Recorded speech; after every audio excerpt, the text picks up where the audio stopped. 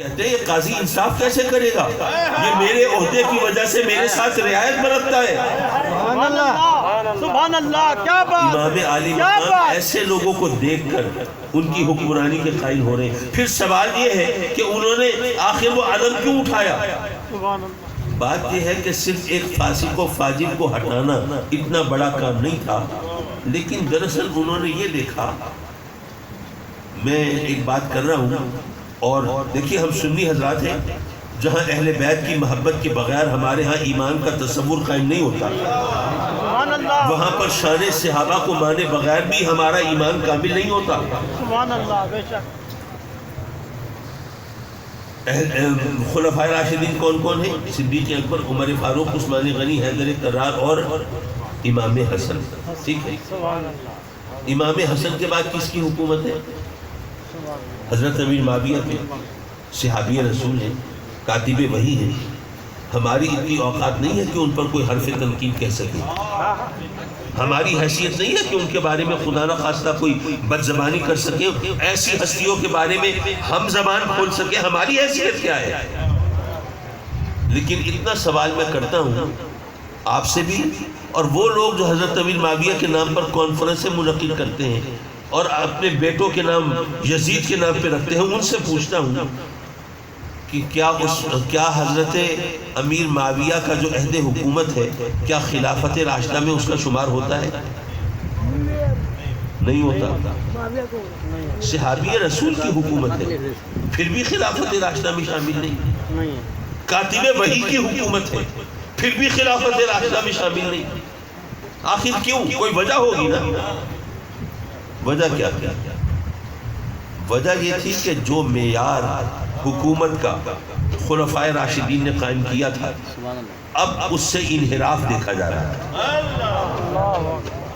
وہ کیسے؟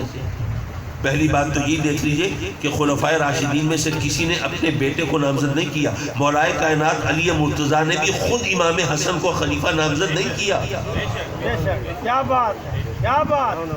لیکن حضرت امیر معاویہ نے اپنے بیٹے یزید کو ولی عہد کے طور پر نامزد کیا۔ یہ ایک تبدیلی نظر آ رہی ہے کہ اب یہ خلافت راشدہ جو ہے موروثی حکومت میں تبدیل ہو رہی ہے۔ دوسری بات، معاف کیجیے آج میری تقریر بہت مختلف انداز سے سنی ہوگی آپ نے، لیکن یہ چیزیں ایمان کی حفاظت کے لیے اور معلومات کے لیے بہت ضروری ہے۔ سبحان اللہ، سبحان اللہ، کیا بات، کیا بات! سبحان اللہ۔ پہلے ہم نے دیکھا کہ مسلمانوں نے صدیق اکبر کے ہاتھ پر بیعت کی تو ان کو خلیفۃ الرسول مقرر کیا گیا۔ ان کے بعد پھر جب مسلمانوں نے بیعت کی فاروق اعظم کے ہاتھ پر تو وہ پھر امیر المومنین مقرر ہوئے۔ یہ خلافت راشدہ کے اندر کیا چل رہا ہے کہ جن کے ہاتھ پہ بیعت کی جاتی ہے ان کو اقتدار ملتا ہے، یعنی بیعت کے ذریعے اقتدار ملتا ہے۔ لیکن اب کیا ہو رہا ہے؟ اب یزید صاحب اقتدار پہ بیٹھے ہیں اور کہہ رہے ہیں میرے ہاتھ پہ بیعت کرو، میرے ہاتھ پہ بیعت کرو، کیا بات ہے! پہلے بیعت سے اقتدار ملتا تھا، اب اقتدار سے بیعت لی جا رہی ہے۔ کتنی بڑی تبدیلی آ گئی، یہ کوئی چھوٹی بات تو نہیں۔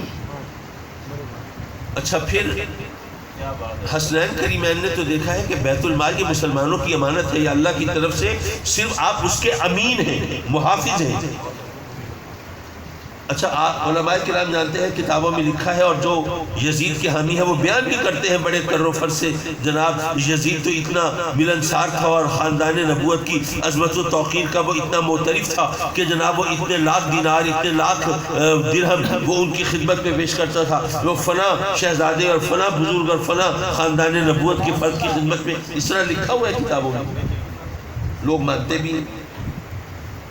لیکن میرا سوال یہ ہے کہ وہ یزید نے اگر ان ہستیوں کو یہ پیش کیا نذرانہ تو کیا اپنی جیب سے دیا تھا؟ بیت المال سے دیا۔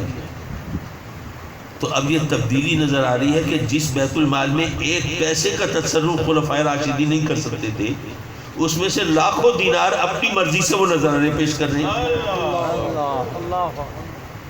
یہی وجہ ہے کہ جب خاندان نبوت کے افراد کو جب یہ نذرانے پہنچتے تھے تو وہ اپنی ذات پر خرچ نہیں کرتے تھے، ارے کھڑے کھڑے غریبوں میں تقسیم کر دیتے تھے، تاکہ کوئی یہ الزام نہ دے کہ خاندان نبوت کے افراد بھی بیت المال کو اپنی ذاتی ملکیت تصور کرنے لگے۔ کیا بات ہے، نعرہ تکبیر، نعرہ رسالت، عظمت و شان اہل بیت، مفکر اسلام، ادیب ملت اسلامیہ سید حامد سی شاہ صاحب قاسمی، کیا نقطہ ہے، تبدیلی نظر آ رہی ہے اسلام کے خوبصورت چہرے پر اب کچھ گھٹائیں چھاتی ہوئی دکھائی دے رہی ہیں۔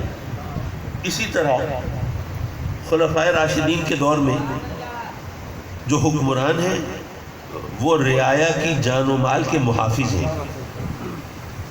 یہ ممکن نہیں ہے کہ کسی شخص کو کوئی خلیفہ راشد اپنی مرضی سے چاہے تو قتل کر دے، کسی کا چاہے تو گھر ضبط